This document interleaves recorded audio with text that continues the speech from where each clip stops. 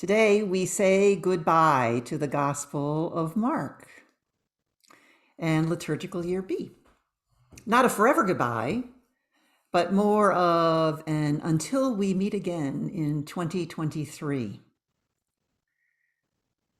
Next week is Christ the King when we read from the Gospel of John.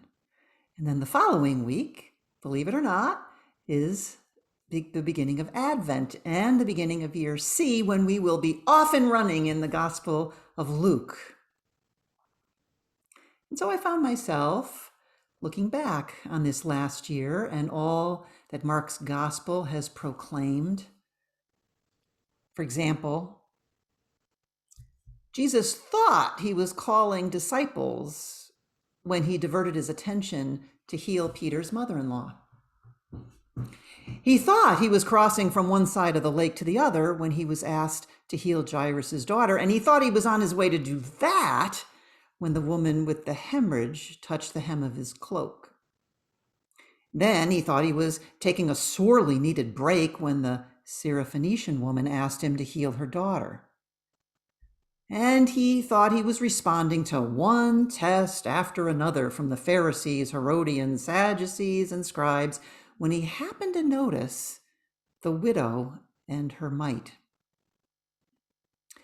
And in a passage we almost never read in year B and did not read in year B this year, he thinks he's just having dinner at Simon the leper's house when a woman with an alabaster jar anoints him with wildly expensive oil. And there's much, much more too. I think about all these stories and I wonder how I'm doing in the WWJD, What Would Jesus Do game show.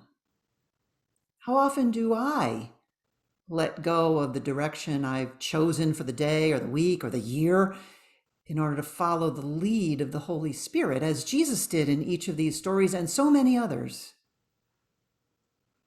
I am so very likely to cling to my best laid plans. Just yesterday, a priest and a preacher whom I admire very much, his name is Mark David Janis, he's the president of Paulist Press, he made this connection between the falling leaves of autumn and the letting go that Jesus models for us and calls us to do as the leaves let go of clinging to their branches. As all the gospel stories show us Jesus letting go. And as we let go of this year and move into another, today's readings might sound like they're all about the end times.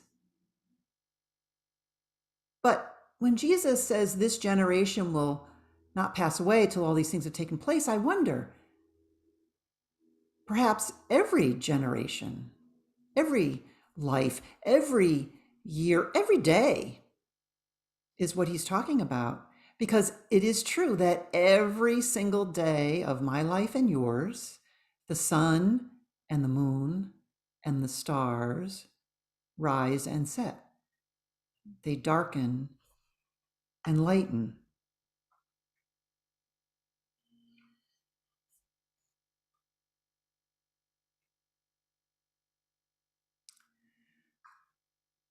Every day I have the opportunity to watch and follow the Spirit, just as Jesus did. Every day I get a new chance. And when Jesus asks us to be on the lookout for signs, he's calling us to an active watching that includes actively letting go, being on the lookout for one another and for all of creation. And that seems to be what Jesus is modeling for us. When we see injustice, then we let go of our best laid plans and we fight it. I'm so very grateful for this community because you introduced me to Only a Child and their efforts to help children. And now I too have a chance to see what is going on in a part of the world I would not have otherwise seen, and to let go of some of my resources, some of my financial resources, and aim it towards that very worthy cause. And not just only a child, all of the stories that I hear from you, I learn from your wisdom. You are like the angels that God has sent.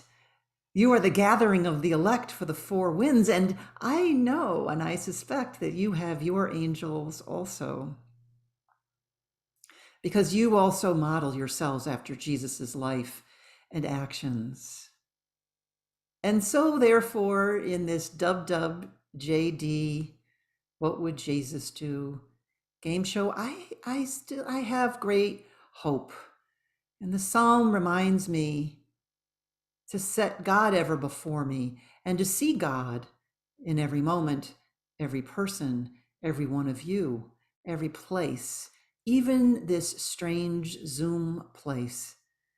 And in that way, I realize God has been and always will be showing me the path to life, as the psalm tells me. I have but to choose it, and I have every opportunity with every setting and rising of the sun and the moon and the stars.